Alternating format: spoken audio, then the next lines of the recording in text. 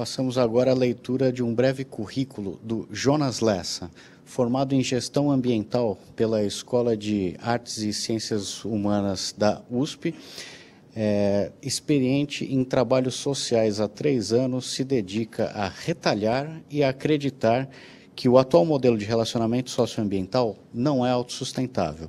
Assim, enxerga o empreendedorismo social uma possibilidade de transformar essas relações e plantar reais valores de sustentabilidade no mercado. Vamos assistir à palestra do Jonas sobre empreendedorismo social na cadeia têxtil, desafios, soluções e perspectivas. Bom dia a todos, tudo bem? Obrigado por terem vindo. Obrigado pelo convite também ao pessoal do Inova Day. Para começar minha palestra, acho que é importante já passar um vídeo, e peço desculpas por ele ser levemente catastrófico. Não gosto muito desse tipo de abordagem, mas vocês vão ver que o tipo de coisa que eu quero transmitir não tem palavras para descrever, infelizmente, do ponto de vista negativo. Ele é curto, então o sofrimento vai ser curto também.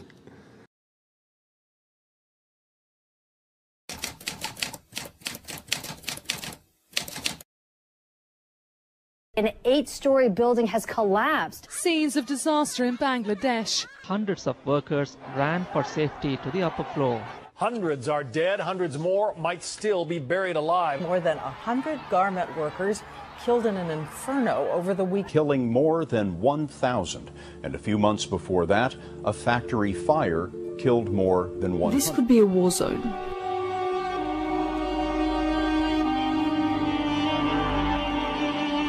But it's all that remains of Rana Plaza, an 8-story garment factory.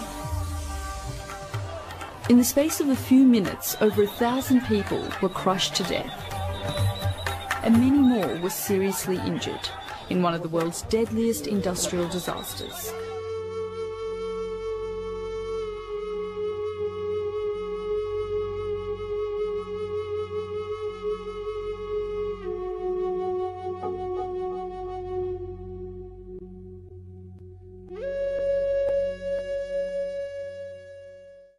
Well, I think like everyone, you couldn't miss it. The disaster at Rana Plaza, the factory complex in Bangladesh, made news headlines around the world. And actually 2,200 people had died in Bangladesh in 300 separate incidents in the 13 years leading up to that. But because they were smaller incidents, they'd been unreported.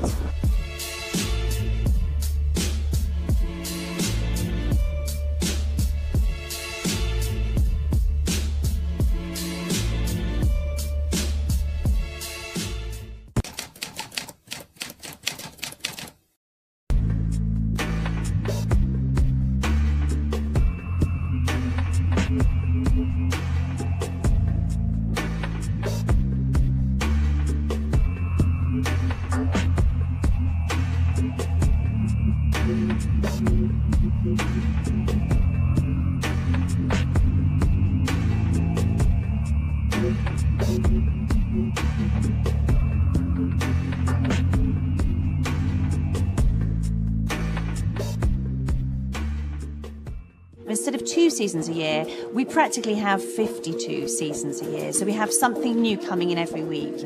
And fast fashion has created this.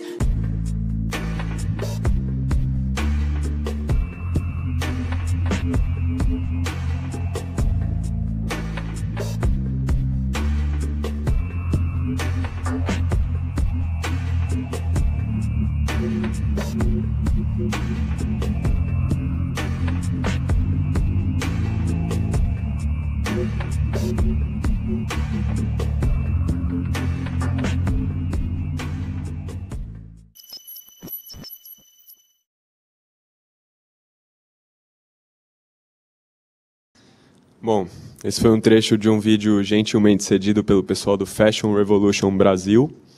É um movimento global que propõe uma reflexão sobre o nosso consumo, especialmente de roupas. Pensando sobre quem fez as nossas roupas. E aí, o que eu proponho é que a gente passe a olhar um pouquinho mais para as etiquetas da roupa que a gente compra. muita roupa made in Bangladesh, nessas condições que a gente viu.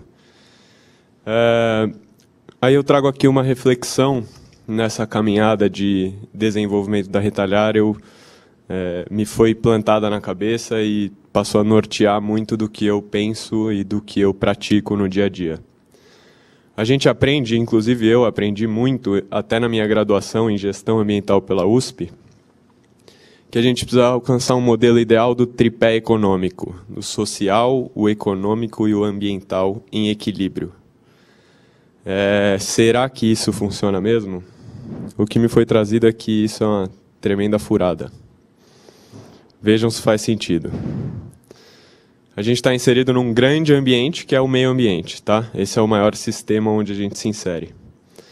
Dentro do meio ambiente temos a sociedade, que é um subsistema, certo? Aí, a economia como um subsistema da sociedade. Funciona assim? Não. A economia, na verdade, ela é um mecanismo que vai regular as trocas entre a sociedade e o meio ambiente. Tá? Esse é o pressuposto de tudo que eu vou trazer aqui. Portanto, e aí remetendo ao vídeo, se a gente chega no grande varejo e tem lá roupas custando R$10, será que a gente está regulando, esse mecanismo está de fato regulando da melhor forma as trocas entre sociedade e meio ambiente? Será que não está custando para pessoas numa sociedade um pouco distante? Será que não está custando para o meio ambiente e, portanto, para pessoas numa sociedade distante? Não tem gente ficando extremamente excluída de todo esse processo? Será que a gente não está fazendo as coisas automaticamente, sem pensar no valor que a gente atribui para cada gesto? É importante parar para pensar, deixar de fazer as coisas no modo automático. E foi aí, assim, que a gente chegou na Retalhar. Retalhar é um negócio social, do ponto de vista legal é uma empresa, mas que opera de uma maneira um pouco diferente. A Retalhar não é uma exclusividade, eu gosto de dizer que a gente pertence a um grande movimento dos negócios sociais. Sozinha a Retalhar não vai mudar o mundo, mas se ela abraçar quem está com o mesmo tipo de propósito, sem dúvida a gente vai fazer uma grande diferença. A Retalhar nasceu para fazer a gestão de resíduos têxteis, utilizando isso como ferramenta para o empoderamento de grupos de costura de baixa renda. Tá? Como foco estratégico, hoje o que a gente faz é logística reversa de uniformes profissionais. A logística reversa ela é um instrumento colocado pela Política Nacional de Resíduos Sólidos, uma legislação de 2010, e que busca o retorno dos materiais no pós-uso do produto para o setor produtivo. Hoje o que a gente faz? Acabou, joga no lixo, vai para o aterro sanitário e fica lá se decompondo, a gente nem pensa no que a gente está fazendo. Ou faz uma separação de resíduos, mas não olha para o têxtil. O têxtil, o setor público não orienta ninguém, as pessoas não pensam muito, a gente até transforma algumas roupas em pano de chão, mas, no geral, a coisa vai para o lixo mesmo. E aí que começa o grande problema. Então, temos a questão dos resíduos sólidos urbanos, dos lixões, que a Política Nacional de Resíduos Sólidos propõe o encerramento. Tínhamos um prazo que foi expirado, não foi cumprido e, portanto, foi prorrogado, e está tudo bem, a princípio. Temos, quando a gente fala de resíduo têxtil, toda essa pegada ambiental fortíssima. O algodão, como foi dito no vídeo, é a commodity agrícola que mais consome água. Consome 11% do pesticida aplicado em todo o planeta, ocupando somente 3,5% das terras que recebem pesticida. E com o modelo do fast fashion, a gente vai consumindo e descartando num ciclo cada vez mais curto e pensando cada vez menos sobre as nossas atitudes. Quando a gente fala de uniforme profissional, o ciclo é ainda mais curto em relação ao fast fashion, por quê? É a identidade da empresa que está em jogo. Então, uma pequena manchinha, qualquer desgaste na peça, joga fora porque vai prejudicar a imagem da empresa. Só que esse joga fora, ele tem mais um porém, que é a questão da segurança. E aí eu trago mais uns slides, mais umas imagens um pouquinho catastróficas, preferi trazer só manchetes, que mostram a questão de segurança relacionada aos uniformes profissionais. Um uniforme mal descartado pode prejudicar a imagem da empresa simplesmente por uma pessoa fantasiada de funcionário no carnaval e que sai na internet. Mas a coisa pode ser muito pior se tiver alguém mal intencionado. Isso acontece muito. Procurando no Google, a gente vê que esse, infelizmente, é um mercado já consolidado, tá? Do assalto uniformizado.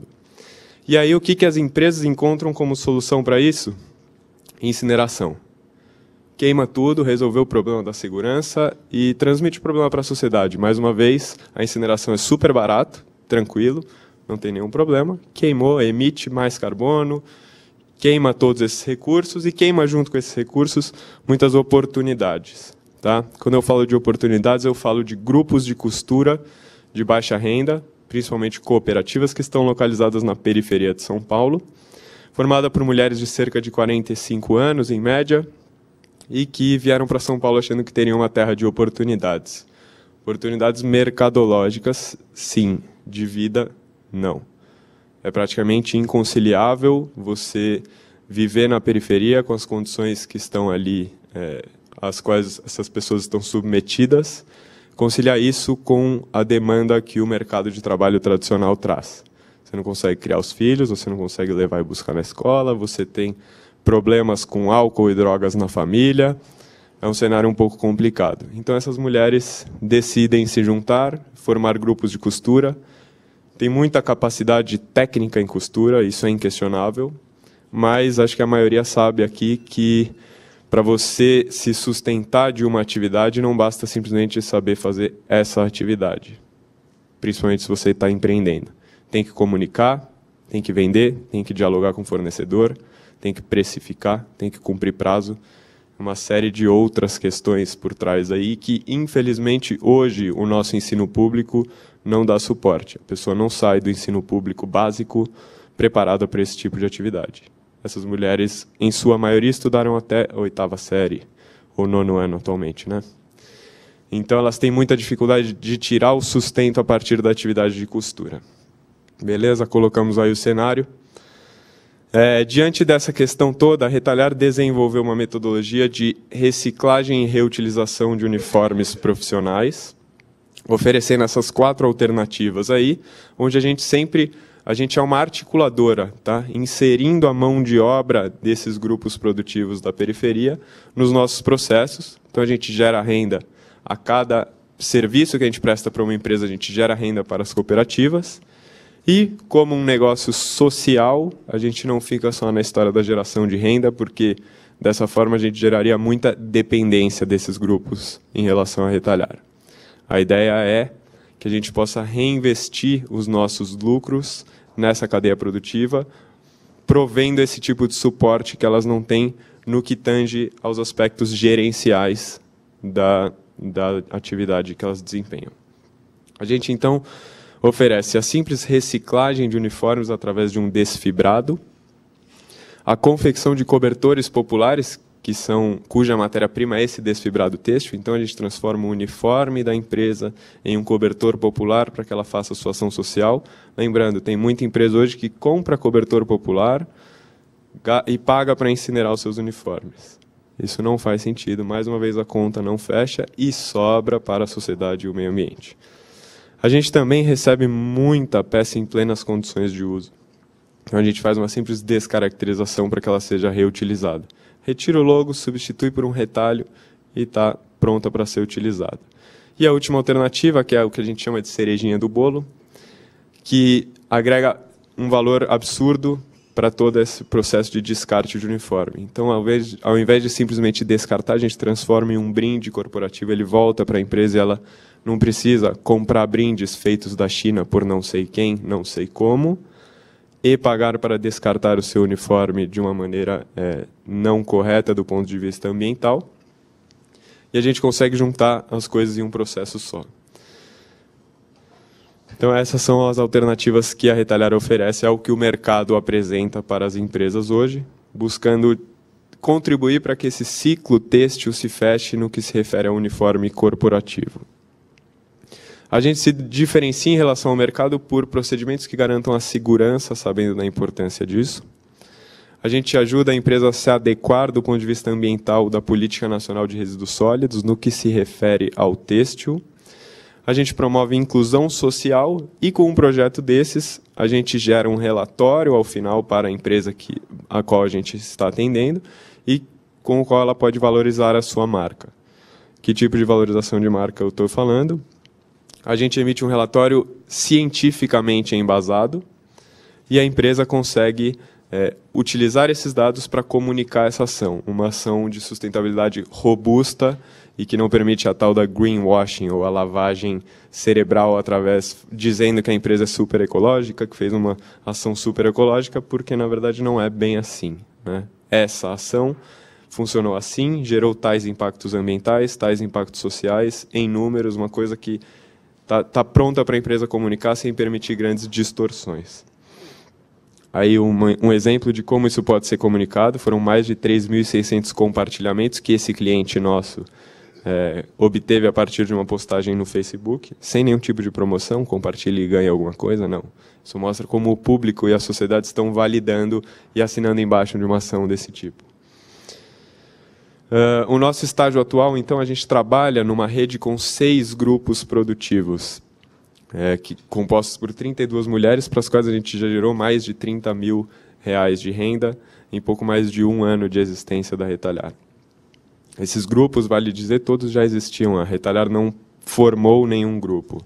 A gente se aproxima, entende a realidade de cada um, não existe realidade generalizada nesse caso, cada um tem a sua necessidade específica, para cada um uma abordagem vai servir, cada um precisa de treinamentos específicos e um empoderamento que é o propósito geral da Retalhar do ponto de vista social.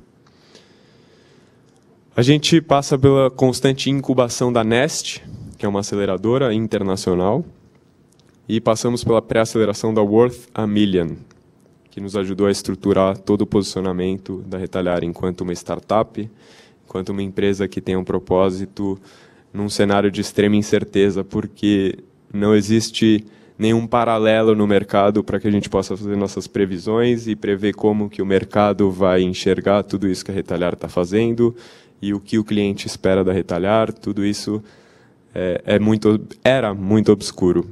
A cada dia a gente vai aprendendo um pouquinho mais.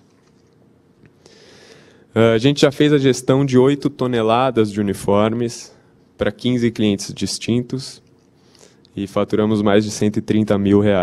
Aí tem alguns dos clientes que a gente já atendeu, ou continua atendendo, alguns. E, felizmente, não para de crescer a procura. Temos negociações em aberto com várias empresas, 4 delas juntas têm 35 toneladas de uniforme.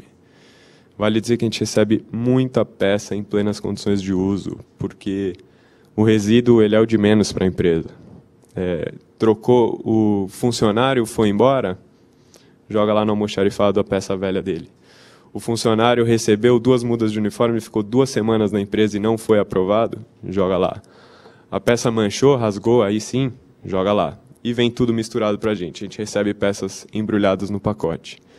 Agora pensem no cenário de uma empresa mudando de logo, pessoal do branding. 16 toneladas em uma empresa só de uniformes, porque mudou o logo, vai mudar o uniforme e vai tudo ser jogado no lixo. Ou vai tudo pelo que fica mais barato. Nesse caso, a empresa pode optar muito bem pela incineração e ninguém fala nada e a vida segue normal para essa empresa, gerando externalidades. Aí eu pergunto para vocês, o modelo funciona?